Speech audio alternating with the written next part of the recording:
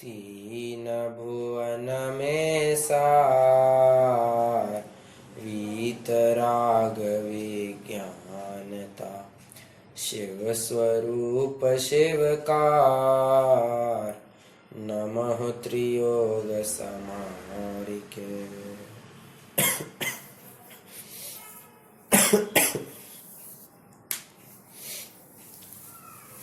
अनित्य और अशरण भावना के ऊपर चर्चा करने के उपरांत हम इस नतीजे पर पहुंचे हैं, अर्थात हमने ये जानने की कोशिश की कि जब कोई वस्तु इस जगत में नित्य नहीं है तो वो शरणभूत भी नहीं हो सकती है। शरणभूत नहीं हो सकती अर्थात वो हमें जिलाने में या जलाने में किसी भी प्रकार संभव नहीं है। ये कल हमने काफी गहराई से चर्चा की थी। आज बस एक सरसरी नजर से देखेंगे और आगे बढ़ेंगे।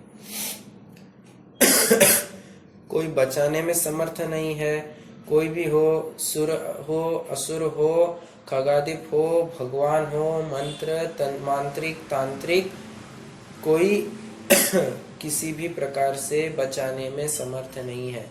जब काल ही आ गया है तो फिर काल के गाल में सभी को समाना ही होगा। उससे बचाने के लिए इंद्र अथवा अहम इंद्र किसी भी प्रकार से समर्थ नहीं है। एक छंद भी आता है,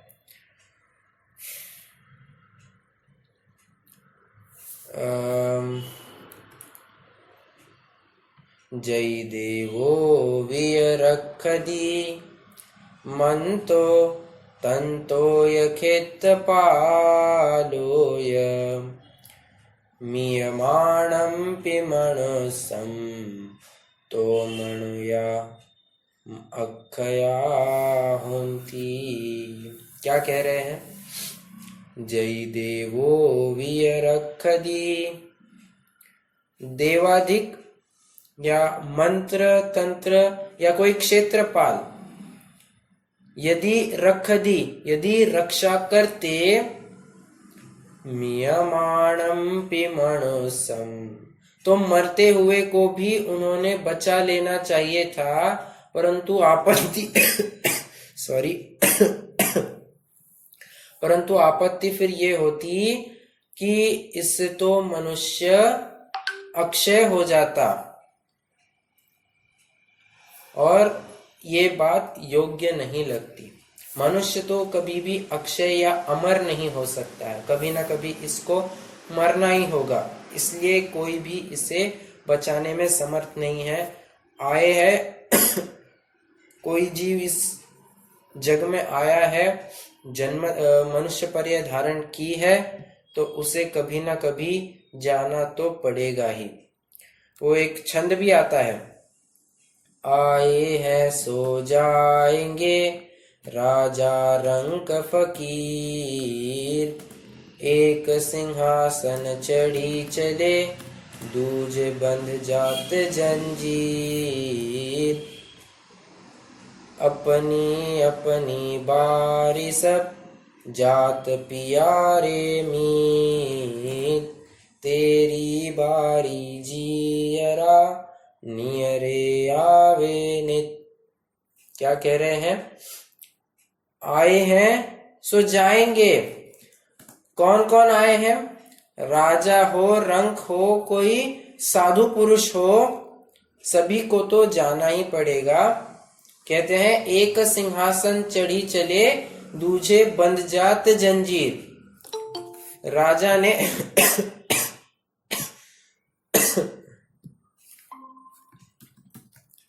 एक मिनट, हाँ जी। तो राजा वन में चला गया, मुनि दीक्षा धारण करके स्वयं जिम्मेदारियों से हट गया, तो किसी न किसी को उस पदभार पर तो अपॉइंट कर ही देता है, वो पद का भार तो सौंप कर ही जाता है। ये जंजीर से छूट गया, कोई दूसरा इस जंजीर में आ जाता है। सॉरी, आगे कहते हैं अपनी अपनी बारी सब जात पियारे मीत। हे मित्र, अपनी अपना समय आने पर सभी अपने स्थान पर चले जाते हैं। तेरी बारी जियरा नियरे आवे नित। तुम सिर्फ इतना मत देखो कि वो चले गए, ये चले गए, इसका समय आ गया, उसका काल आ गया, इतना मत देखो। हमें तो यह भी विचारना चाहिए कि ऐसा होते हुए हमारा भी काल नजदीक आता जा रहा है। निरंतर वो समय चलता जा रहा है, पर्याय बदलती जा रही है। कब वो मरण का समय आ जाए, हम भी काल के गाल में समा जाए, इसकी कोई शाश्वती नहीं है। इसीलिए कहते हैं तेरी बारी जियरा नियरे आवे नित। निरंतर हमारा भी ऐसा ही हाल होना अवश्यम भावी है। अभी नहीं तो कभी ना कभी ऐसा होगा ही होगा। ठीक है, तो अनित्य और अशरण भावना के बारे में हमने ये देखा। ये आत्मन जी ने परमार्थ शरण नाम का एक पद्य भी लिखा है, या यूज कहिए छंद भी लिखे हैं, पाठ लिखा है, जिसमें पहली पंक्ति वे लिखते हैं, अशरण जग में शरण एक शुद्धात्म ही भाई, धरो विवेक हृदय में आशा पर की दुखदाई। क्या कहा? अशरण जग में शरण एक शुद्धात्म ही भाई। इस जगत में समस्त वस्तुएं अशरण है, एक्सेप्ट वन। कौन? मेरा शुद्धात्मा। और आगे कह रहे हैं, धरो विवेक हृदय में आशा पर की दुखदाई। अपने हृदय में हमेशा विवेक धारण करना चाहिए। कैसा विवेक? स्वपर भेद विज्ञान वाला विवेक, बराबर। और पर की आशा ये हमेशा दुखदाई ही होती है। पर वस्तु के अधीनस्थ हो जाएंगे या उसके ऊपर डिपेंड रहेंगे तो हमारी स्वतंत्र सत्ता का नाश हो जाएगा। ये वस्तु व्यवस्था को स्वीकृत नहीं है। इसीलिए ये हमें अनित्य और अशरण भावना के माध्यम से ये प्रेरित किया गया कि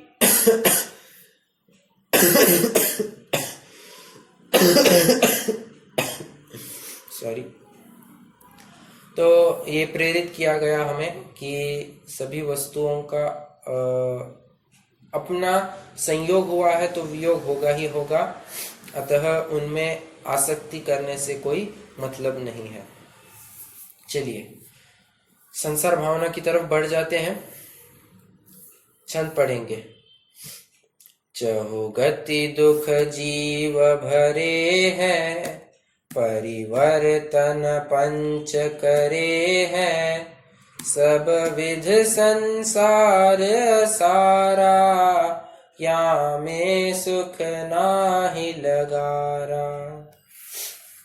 अभी यूं समझिए, यहाँ पर जो छंद लिखा गया है, ये हमने जो पहली ढाल में जितनी भी चतुर्गति के दुखों का वर्णन किया था, समझ लीजिए वही सब कुछ पूरा आएगा। एक छंद में बस उन्होंने कंसाइज करके दे दिया है।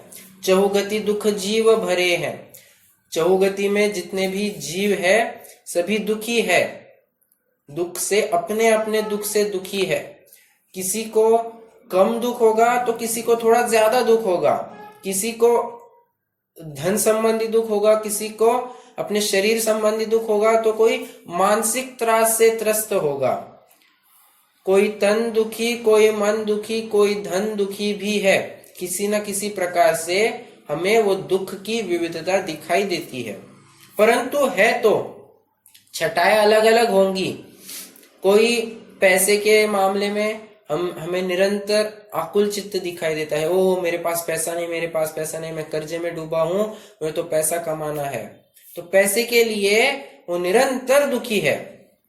कोई शरीर के लिए ओहो मेरा शरीर साथ ही नहीं दे रहा है, मेरे अभी किडनी फेल हो गई है, मेरे लंग्स फेल हो गए हैं, ये इतनी दिक्कतें आ रही है मुझे, शरीर मेरी साथ नहीं दे रहा है, इसको मैं कैसे ठीक रखूं, मैं कैसे ठीक रखूं, इसको लेकर कोई आकुल चित्त है और कोई एक मन से ही दुखी है।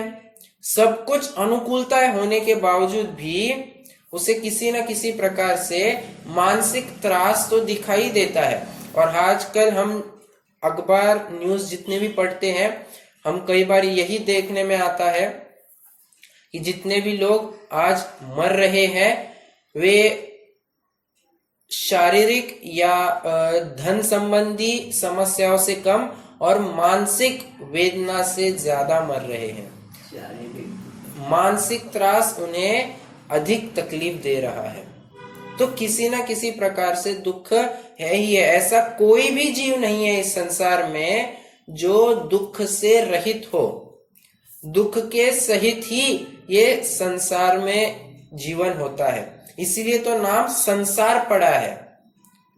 संसार इस शब्द का अगर हम विच्छेदन करेंगे तो सम और सार, सार मतलब यह सार, यह शब्द श्रु धातु से बना है। क्या? सार यह शब्द श्रु धातु से बना है। सम मतलब भली भांति, श्रु मतलब होता है खिसकना, हटना, दूर जाना। तो भली भांति खिसकना, कैसे? अपने शुद्धात्म स्वरूप से खिसकना, दूर होना, यही वास्तव में संसार है। बराबर? तो वैसे मेरा एक प्रश्न है आपसे, इस संसार जो शब्द है, इसके लिए मैंने आपको कौन कौन से पर्यायार्थी शब्द बताए थे? पर्यायार्थी मतलब पर्यायवाची शब्द बताए थे। लोक, जगत। नहीं, इस प्रकरण में संसार मतलब लोक और जगत नहीं आएगा।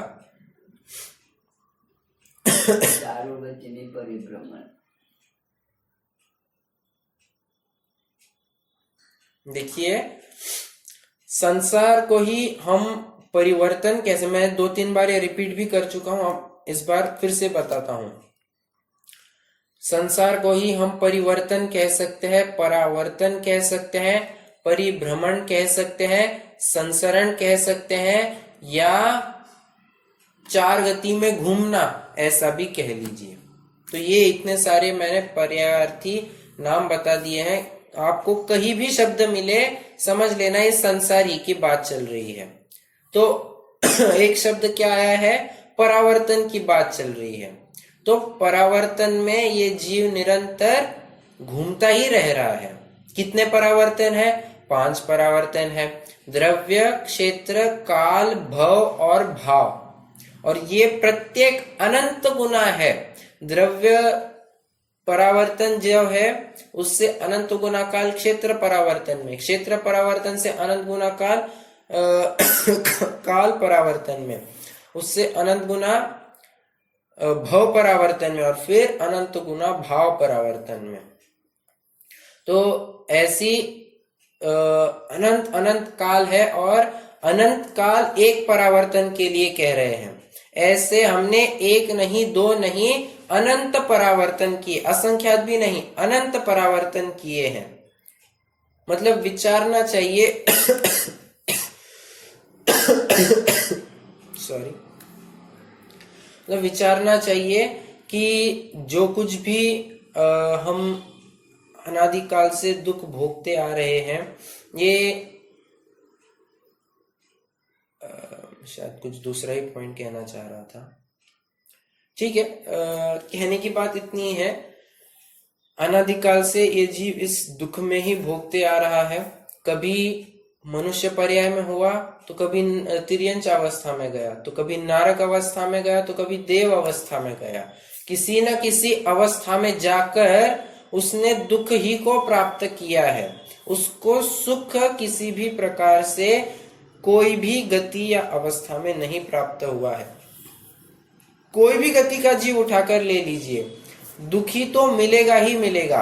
अभी तिर्यंच और नरक अवस्था, ये दोनों ही जीव दुखी है। इसके लिए ये बात कहने के लिए कोई अलग आवश्यकता नहीं है। हम सभी जानते हैं कि ये नरक और तिर्यंच अवस्था बेहद दुख रूप है। इसमें दुख का कोई पारावार नहीं है। निरंतर जन्म मरण नहीं, परंतु जन्म मरण सम उनको निरंतर वहां वेदना होती रहती है। हम निगोद अवस्था का भी वर्णन देख चुके हैं, नरक अवस्था का भी वर्णन देख चुके हैं। वहां पर कैसे वो तलवार से छोटे छोटे टुकड़े कर देते हैं और पुनः पारे की भांति वे जुड़ जाते हैं, पुनः छोटे छोटे टुकड़े करते हैं, पुनः पारे की भांति जुड़ जाते हैं। फिर गरम उबलते तेल में उनको डाल दिया जाता है, तप्त खंभों से आलिंगन कराया जाता है। ऐसे तरह तरह के दुख है। फिर जन्म संबंधी ही कैसे दुख होते हैं, इन सब बातों की भी हमने चर्चा की थी। तो तिर्यंच और नरक गति, इनको तो सभी दुख रूप मानते ही है। मनुष्य गति में भी किसी हद तक सभी दुख रूप मान लेते हैं। सभी मतलब कई जीव दुख रूप मान लेते हैं। कैसे हम शुरुआत में ही देख कर आए हैं। कोई तन से दुखी है, कोई मन से दुखी है, कोई धन से दुखी है। किसी न किसी प्रकार से उसको एक वेदना या वो त्रास तकलीफ बनी ही रही है। समस्याओं से वो निरंतर घिरा हुआ ही है। ऐसा एक पल नहीं जा रहा है जहां पर वो समस्यातीत हो जाए, समस्या से परे हो जाए। ऐसी कोई अवस्था ही नहीं आती है। तो भले ही हम कितना ही अमीर से अमीर जीव क्यों ना ढूंढ ले, हम अभी ये मुकेश अंबानी, जेफ बेजोस और ये एलन मस्क, इन सबको छोड़ दीजिए।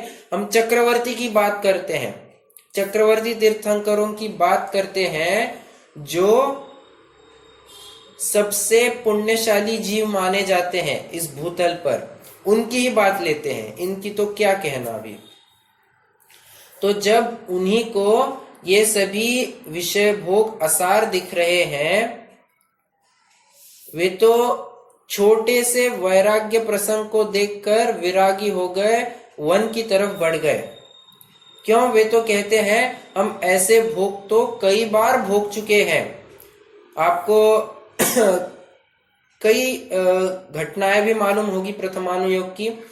मल्लिनाथ भगवान का जो वैराग्य प्रसंग था, वो भी नेमिनाथ भगवान के वैराग्य प्रसंग से ही मिलता जुलता था। नेमिनाथ भगवान को वो पशु बंधे हुए मिले, इसलिए उनको वैराग्य हो गया। जुलूस तो दोनों ही का निकला था। और मल्लिनाथ भगवान को यूं हुआ कि उन्हें कुछ देवगति के जीव आकाश गमन करते हुए दिखे, और उससे उन्हें जाति स्मरण हुआ, या यूं कहिए उन्होंने अवधि ज्ञान का प्रयोग किया। तो उन्होंने जाना कि ओहो, ये जिन विषय भोगों में रचा पचा अभी हूं, इससे कई हजार गुना सुख, इंद्रिय सुख मैं तो स्वर्ग में भोग चुका हूं। और वहां पर मुझे ऐसी भावना हो रही थी कि कब मैं मनुष्य पर्याय धारण करके संयम अंगीकार करूं। तो ये भावना क्या लुप्त हो गई, सुप्त हो गई। तो इसी बात को लेकर उनका वो वैराग्य जागृत होता है और वे मुनि दीक्षा धारण कर लेते हैं। सुकुमाल मुनिराज की भी कथा आपको मालूम होगी। उनके पिताजी वैराग्य लेकर वन की तरफ चल दिए थे। जिस बात का खेद और क्लेश दोनों ही उनके माताजी के ऊपर बहुत छाया था।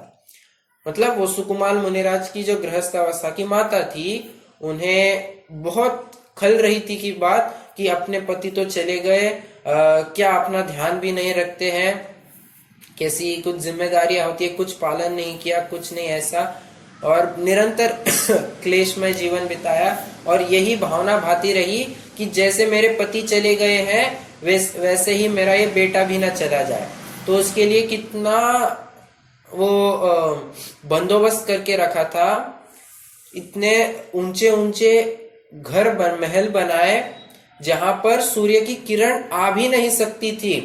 जितना कुछ भी काम चला, जिंदगी भर उनकी जो गृहस्थावस्था में थे तो रत्नों के प्रकाश से ही पूरा काम चलाते रहे। और खाना भी कैसे खाते थे? जो चावल के कण थे वे कमल के पत्तों में भिगोकर वे चावल के कण खाए जाते थे, मतलब उनको पकाकर खाए जाते थे। इतना तो उनका ऐश्वर्य था। चलने के लिए एकदम मखमल ही थी, जमीन पर कभी पैर रखने नहीं दिया। पहनने के लिए एकदम नाना भोग साधन दिए, इतनी सुंदर सुंदर पत्नियां दी, और किसी भी प्रकार से उन्हें बाहरी जगत से उनका नाता ही कटवा दिया। परंतु होनी को कौन टाल सकता है? एक बार जब वे अपने महल के 7वें मंजिल पर थे, तब उन्हें कुछ मुनिराज आए थे वहां पर, और वहां से उन्हें आवाज आई इन द सेंस उन्हें सुनाई दिया कि यहाँ पर देवगति का वर्णन चल रहा है। मतलब वे मुनिराज आपस में देवगति की चर्चा कर रहे थे, उसका वर्णन चल रहा था। वे शब्द सुकुमाल मुनिराज के कान पर पड़े, मतलब सुकुमाल के जीवकर के कान पर पड़े। उन्हें जाति स्मरण हुआ और वे भी यही विचारने लग गए कि अरे ये देवों समान सुख इस मनुष्य पर्याय में कहाँ हो सकता है, जब मैं उसी भव को छोड़ने की इतनी कोशिश कर रहा था, क्योंकि तब मुझे भोगों में इतनी असारता दिखाई दे रही थी, और अभी उसी के कितना ही हीन पुण्य वाला ये सुख है, और ऐसे हीन पुण्य में मैं और कितने देर तन्मय रहूं। इस बात को लेकर उन्हें वैराग्य हुआ, तुरंत नीचे उतर गए और मुनिराज की तरफ जाकर उन्होंने दीक्षा भी धारण कर ली। कहने की बात यही है सभी को ये संसार असार लगा हुआ है। हम किसी भी व्यक्ति को जाकर पूछे, कितना भी सुखी जो हमारी नजर में दिखाई देता है, वो हम उसे भी जाकर पूछे, कहीं ना कभी उसने दुख का वेदन तो किया ही होगा, या वर्तमान में उसका होगा ही होगा। ऐसा है ही नहीं कि वो दुख से परे होगा। उसके जीवन में तकलीफें होंगी ही होंगी। बस बात इतनी है, किसी का वो खुलकर दिखाई नहीं देता है, तो किसी की ऐसी समस्याएं हमें खुलकर दिखाई देती है। कोई शरीर से अभावग्रस्त है, धन से अभावग्रस्त है, तो ये बातें हमें बाहरी तौर पर दिखाई देती है। अरे ये कितना गरीब है, अरे ये कितना कर्जे में डूबा हुआ है, ओहो इसका शरीर तो कैसा हो गया, ये तो अभी झुककर ही चलने लग गया। ये सब बातें हमें बाहरी तौर पर नजर आती है, परंतु अंतरंग में उसे क्या समस्या खाई जा रही है, ये तो हम कुछ समझ ही नहीं सकते हैं। वैराग्य भावना जो एक पाठ है, उसमें पंक्तियां भी आती है ना, किसही घर कलिहारी नारी कै बैरी सम भाई, किसही के दुख बाहिर दिखे, किसही उर्द चिताई। किसी के दुख बाहर में दिखते हैं तो किसी के उर्द चिताई, किसी के वो अंतरंग ही अंतरंग में होंगे, परंतु होंगे तो।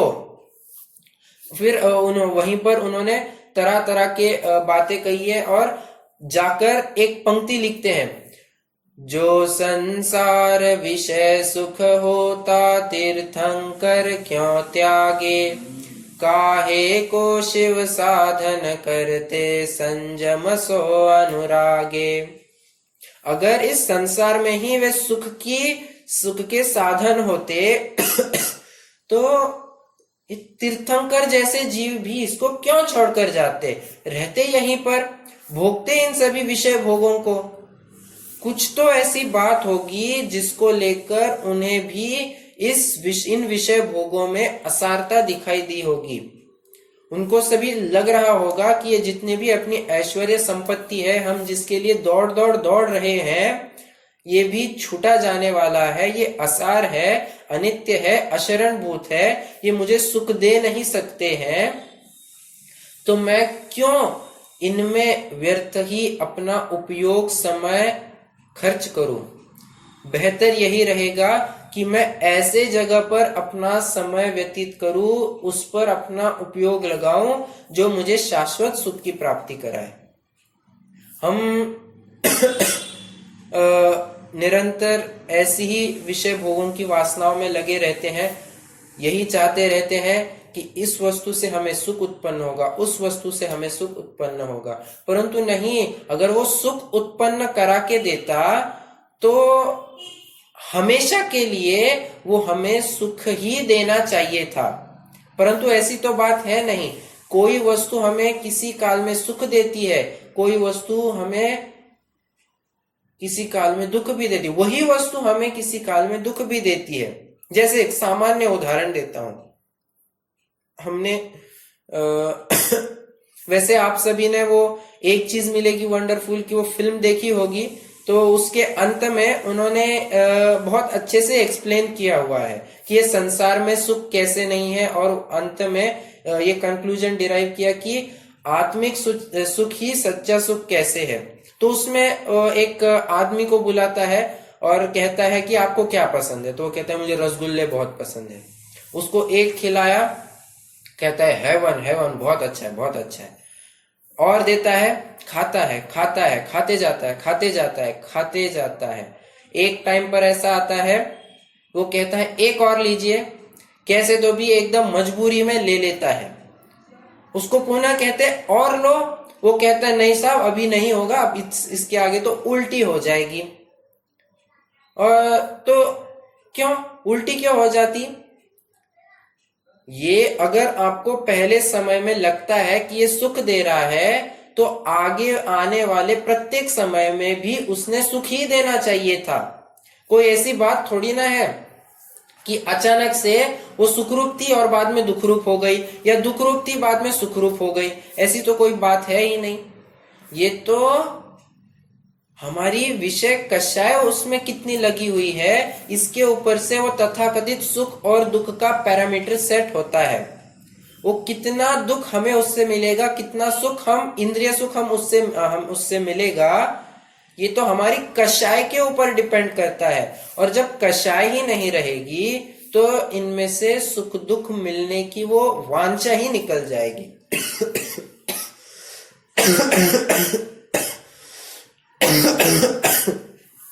सॉरी।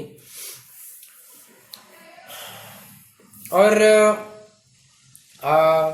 ये इकोनॉमिक्स में भी एक कंज्यूमर बिहेवियर के बारे में बहुत एक्सप्लेन किया जाता है कि जो भी कोई व्यक्ति किसी वस्तु को कंज्यूम करता है, मतलब उसका ग्रहण करता है, तो जैसे जैसे वो उसके और यूनिट्स कंज्यूम करता है, या यूं कहिए और रसगुल्ले के उदाहरण को ही कंटिन्यू करें, तो एक रसगुल्ला खाया तो सेटिस्फैक्शन लेवल बहुत ज्यादा था, और दूसरा खाया उससे थोड़ा कम था, तीसरा खाया उससे थोड़ा कम था, ऐसे करते गए 10वां खाया बहुत कम हो गया, 11वां खाया 0 हो गया, और 12वां खाने देखे तो वो यूटिलिटी नेगेटिव में चली जाती है। बराबर है। तो हालांकि वहां पर वो कंसेप्ट अलग समझाना होता है, परंतु हम उसमें से सिद्धांत या यूं कहिए अध्यात्म कैसे घटित करेंगे। ये तो कह रहे हैं कि कोई भी वस्तु सुखदायी नहीं होती है, उसके सुख प्राप्ति का जो प्रमाण होता है वो निरंतर घटते जाता है, क्योंकि उसके साथ साथ हमारी, वहां पर ऐसे टर्म्स यूज करते हैं, the intensity of want goes on decreasing. उसी प्रकार जैसे जैसे हम और विषय भोगों में उलझते हैं, अब हम प्रैक्टिकली ये पाते हैं कि हमारी तत्संबंधी वो कषाय भी और कम होती जाती है। वो चाह उतनी रहती ही नहीं है, और एक समय ऐसा आ जाता है जब हमें वो वस्तु बेकार ही लगने लगती है। उसे लगता है क्यों हमने इस सब बातों को पाला पोसा। तो ऐसी बातें हैं, ये सभी संसार भावना के अंतर्गत आती है। कहने की बात यही है कि संसार भावना यही बतलाती है, इस जगत में सभी जीव दुख से दुखी है, किसी न किसी प्रकार का उनको दुख है ही, और निरंतर सुख की चाह में प्रवर्तित है, प्रवर्तमान है, उद्यम कर रहे हैं, परंतु वास्तविक सुख की प्राप्ति नहीं कर पाए हैं। और संसार का मैंने अभी थोड़ी देर पहले एक अर्थ भी खोला था। संसरण मतलब भली भांति अपने आत्म स्वरूप से खिसकना, यही संसार है। तो इसके लिए जो सती अनंतमती गाथा का जो पाठ है उसमें बहुत अच्छी पंक्ति आई है, आप सुनिए। मिट्टी का टीला तो देखो जलधारा में बह जाता, धारा तो मुड़ जाती लेकिन अचल अड़िग पर्वत रहता। ध्रुव कीली के पास रहे वे दाने नहीं पिस पाते हैं, छिन्न भिन्न होते हैं वे ही कीली छोड़ जो जाते हैं। क्या कह रहे हैं? दो उदाहरण दे रहे हैं। एक पहले उदाहरण में कह रहे हैं दो केसेस अपने सामने खड़ी करो। एक मिट्टी का टीला है, मतलब जो मिट्टी से लेकर वो पहाड़ बनाते हैं ना, तो वो एक है, और एक असली पहाड़। क्या मिट्टी का जो टीला है वो एक सामान्य पानी का एक झोंका आ जाए, या यूं कहिए एक बहाव आ जाए, उसी में वो धाराशायी हो जाता है, वो पुनः जमीन दोस्त हो जाता है।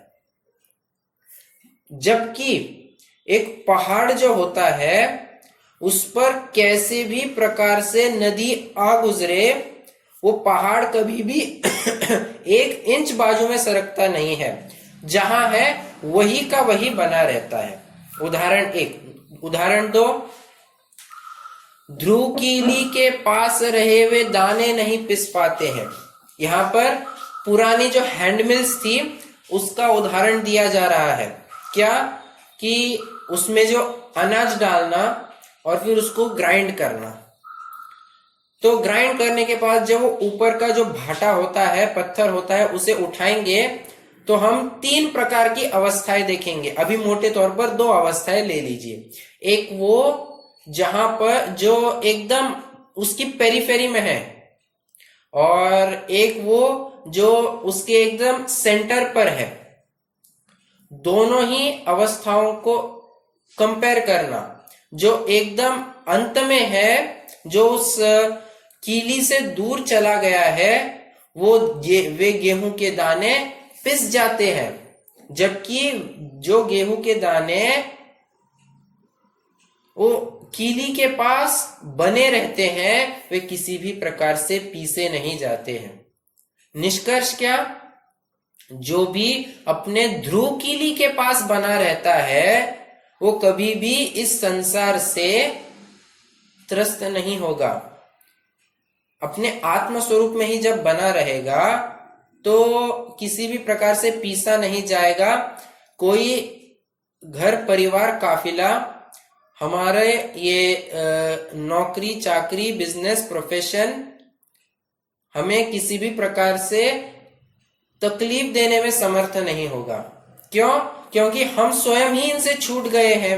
इन संबंधी राग भाव जब तक हमने छोड़ दिया है, हम अपने शुद्धात्म स्वरूप में लीन हुए हैं, तब अन्य कोई वस्तु आकर हमें तकलीफ दे, ऐसी तो बात हो ही नहीं सकती।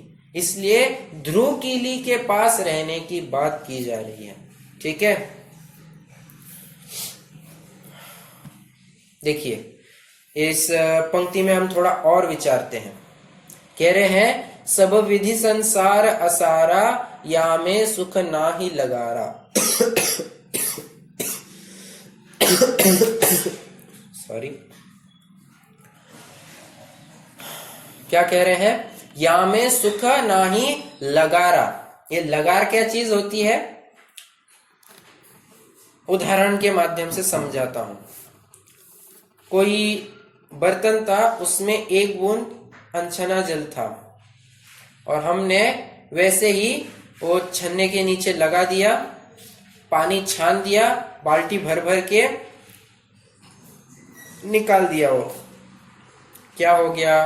पूरा जल अशुद्ध हो गया, अनछना हो गया। एक अनछने जल की बूंद थी, हमने उसमें पूरा पानी छान दिया तो पूरा छना हुआ पानी भी अनछना हो जाता है।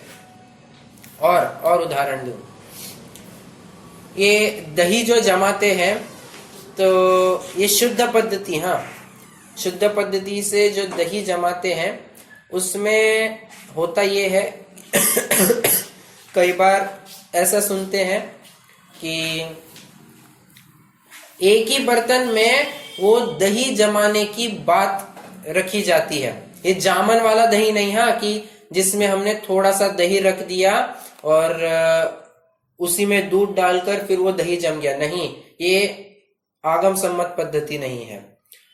तो जो यथा योग्य पद्धति है उसमें बराबर से हमने वो नरेटी डालकर वो दूध जमाया है और फिर अगले दिन वो पूरा बर्तन साफ हुआ है, हमने उसको धो दिया है, घिसकर धो दिया है और पुनः उसी में दही जमाना कई लोग पसंद करते हैं। ऐसा क्यों? वे ऐसा मानते हैं कि उसमें उस दही की थोड़ी सी गंध आ जाती है, जिसको लेकर उस गंध से भी वो दही जम जाता है। ये कुछ बातें हैं, हम ज्यादा जानते नहीं हैं परंतु ऐसा कहते हैं। मुझे तो ये लगार का कंसेप्ट समझाना है। लगार मतलब थोड़ा सा भी एक अंश सुख का इस संसार में नहीं है। अगर संसार में सुख ही होता तो तीर्थंकर क्यों त्यागी, ये तो बात बराबर है। तो संसार का थोड़ा हिस्सा सुखरूप, थोड़ा हिस्सा दुखरूप, ऐसी कैसी बात होती? सभी फिर इस सुखरूप अवस्था में ही आना चाहते, दुखरूप अवस्था में कौन रहना चाहे? परंतु ऐसी तो बात है नहीं, और ऐसे में पार्शियलिटी के चांसेस ज्यादा बन जाते, बराबर है। तो इसीलिए कह रहे हैं इस संसार में लगार जितना भी सुख नहीं है, किसी भी प्रकार से सुख की प्राप्ति हो ही नहीं सकती है। और जो कुछ भी हम सुख के नाम पर समझते हैं वो वास्तव में सुख नहीं, सुख की भ्रमणा है। हम सुख के नाम पर कुछ और समझ चुके हैं। सुख, आनंद ये तो अपने आत्माश्रित था, परंतु हम वहां न खोजते हुए पर वस्तुओं में खोजना चाहते हैं। और यही वास्तविक आत्मस्वरूप से चिगना है, दूर होना है, यही संसार है और यही वास्तव में दुख का कारण है। ठीक है, चलिए एक बार यहां से थोड़ा वो भावार्थ भी पढ़ लेते हैं तो बात बन जाएगी। जीव की अशुद्ध पर्याय वह संसार है। अब देखना, हाँ, लोग कहते हैं वो जीव की अशुद्ध पर्याय नहीं है, संसार यह जीव की अशुद्ध पर्याय है। समझना, संसार और लोग भले ही ये सामान्यतया एकार्थवाची प्रयोग किए जाते होंगे, परंतु ऐसी बात नहीं है। संसार यह जीव की अशुद्ध पर्याय है। अज्ञान के कारण जीव 4 गति में दुख भोगता है और 5 परावर्तन करता रहता है, किंतु कभी शांति प्राप्त नहीं करता। इसलिए वास्तव में संसार भाव सर्व प्रकार से सार रहित है, उसमें किंचित मात्र सुख नहीं है, क्योंकि जिस प्रकार सुख की कल्पना की जाती है वैसा सुख का स्वरूप नहीं है, और जिसमें सुख मानता है वह वास्तव में सुख नहीं है, किंतु वह परद्रव्य के आलंबन रूप मलिन भाव होने से आकुलता उत्पन्न करने वाला भाव है। निज आत्मा ही सुखमय है, उसके ध्रुव स्वभाव में संसार है ही नहीं, ऐसा स्वोन्मुखता पूर्वक चिंतन करके सम्यक दृष्टि जीव वितरागता में वृद्धि करता है, वह संसार भावना है। ठीक है, चलिए इस संसार भावना की अपनी चर्चा हो गई है। कुछ पूछना हो तो पूछ सकते हैं, नहीं तो फिर आज रुक जाएंगे।